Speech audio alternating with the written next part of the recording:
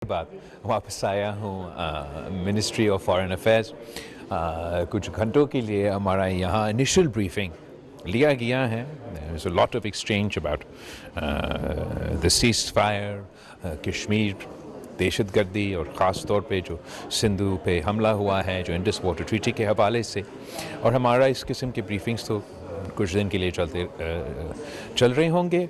उसके बाद ज़रूर जो डेलीगेशन वज़ीर-ए-आज़म साहब ने फॉर्म किया है, हम मुख्तलिफ़ ममालिक में जाएंगे और हम पाकिस्तान का मौक़िफ़ हाईलाइट करेंगे। और पाकिस्तान का मौक़िफ़ अमन की मौक़िफ़ है।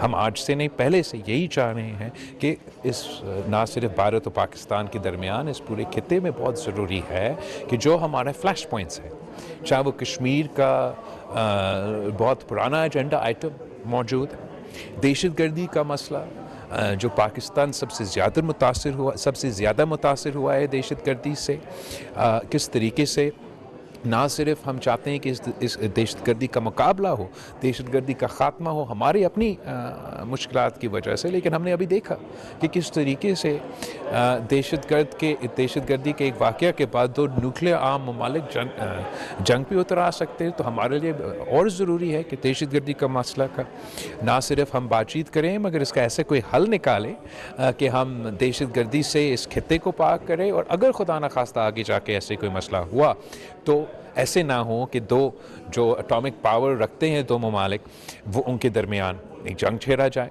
और भारत ने एक बहुत ही अफसोसनाक, बहुत ही ख़तरनाक, जितना मैं मज़म्मत करूँ वो कम, जो उन्होंने इंडस वाटर ट्रीटी के हवाले से पानी को वेपनाइज़ करने की कोशिश की। ये बहुत एक संगीन वाक़या है और पाकिस्तान के लिए बहुत ज़रूरी है कि हम दुनिया भर में इस जुल्म का, इस ज़्यादती का दुनिया के कैपिटल्स को समझाएं।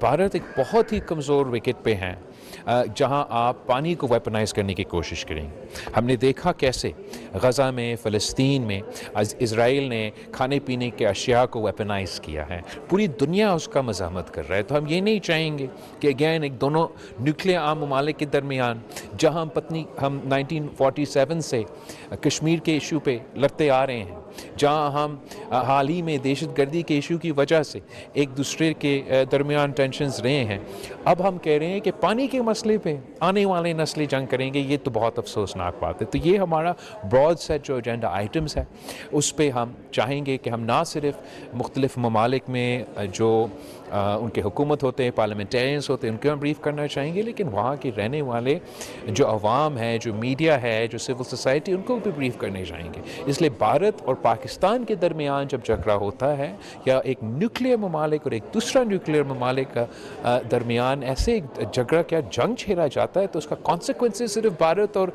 पाकिस्तान तक महदूद नहीं रहते। तो हम बहुत शुक्रगुज़ार है फ़ॉरेन सेक्रेटरी साहिबा की, यहाँ की पूरी टीम की, कि इन्होंने हमें ब्रीफ़ किया। हमने भी उनको मुबारकबाद दी कि जिस तरीके से फ़ॉरेन ऑफिस ने इस पूरा जंग के दौरान अपना किरदार अदा किया, यहाँ के स्टेशनड ऑफिसर्स दुनिया भर के, उनके भी हम शुक्रगुज़ार हैं। और उम्मीद रखते हैं कि जब हम जाएंगे, पाकिस्तान के पैगाम सच का पैगाम है, अमन के पैगाम है, तो ज़रूर ये पैगाम लोग सुनना चाहते हैं।